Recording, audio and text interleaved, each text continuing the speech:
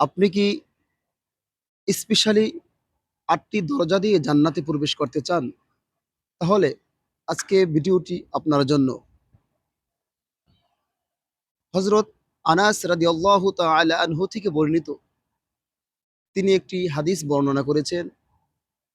যে হাদিসটি মুসনাদে আহমদ বিন হাম্বলের মধ্যে রয়েছে এবং সুনানে ইবনে মাজাহ সহ আরও উল্লেখযোগ্য কয়েকটি কিতাবের মধ্যে রয়েছে।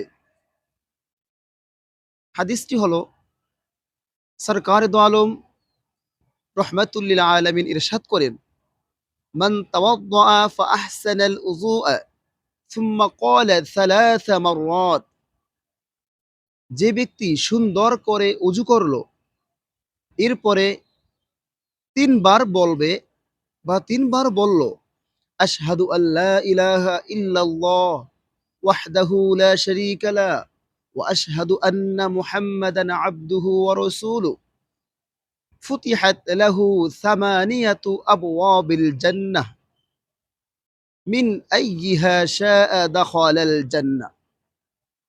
তার জন্য আল্লাহ রব্বুল ইজ্জাত জান্নাতের ৮টি দরজা উন্মুক্ত করে দিবেন। স্পেশালি ভাবে তার জন্য ৮টি দরজা খুলে দেওয়া হবে। সেই ৮টি দরজার যে কোনো দরজা দিয়ে ইচ্ছে মতো, মন মতো, স্বাধীনভাবে জান্নাতে প্রবেশ করতে পারবে।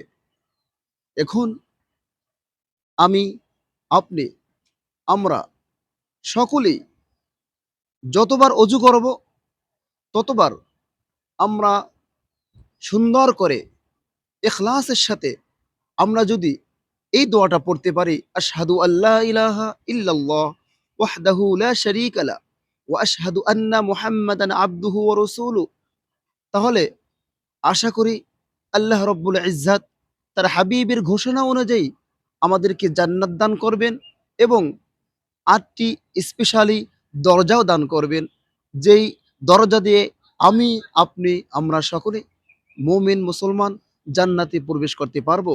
তা আসুন আমরা সকলে নবীজির এই সুন্নতের উপরে আমল করে নিজেকে জান্নাতের জন্য প্রস্তুতি করে নেই। ইনশাআল্লাহ আমরা সফল হব।